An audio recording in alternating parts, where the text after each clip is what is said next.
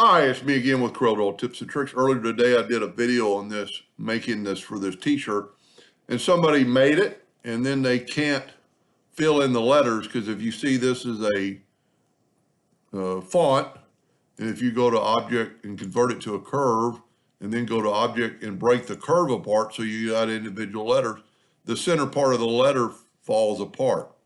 So the best thing to do is to take everything and left click, right click, black, whatever, it doesn't really matter. And we're actually going to use these colors. I'm going to get the Smart Fill tool, go down and get the eyedropper and get that color right there and fill into the M. All you have to do is just keep going back to your eyedropper and sample the A, go back to the eyedropper, sample the K. The colors are going to be a little bit different than you would probably want. So you could always use, if you're a printer, you could use CMYK. I'm just going to use my RGB. So if we go to Smart Fill and just go to some RGB colors, and we'll go green and make that one green and maybe make the old green at the same time.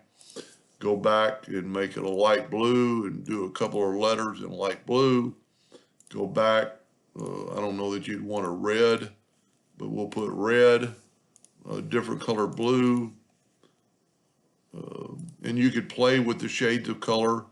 You don't have to use, if you're I don't know anything about printing, so I don't know how that would even work, but you could lighten or darken the colors. And I'll show you that in just a second. So we're going to get maybe this yellow.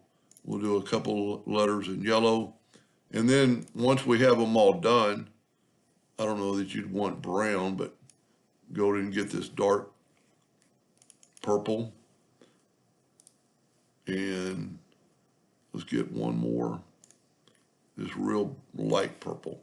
Now, let's say you like it, but you don't like that particular maroon.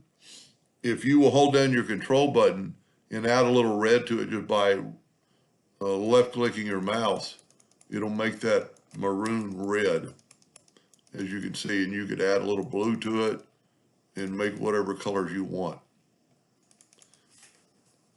Now, probably you're going to want to select it all and right click no outline so it won't print an outline in case that outline.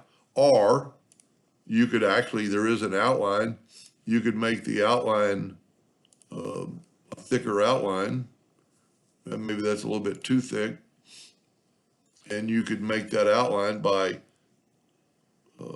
right clicking your mouse a blue. That wouldn't look good, but maybe that orange. Anyway, if you just play around with it. Anyway, I hope that answered your question, and thank you for watching.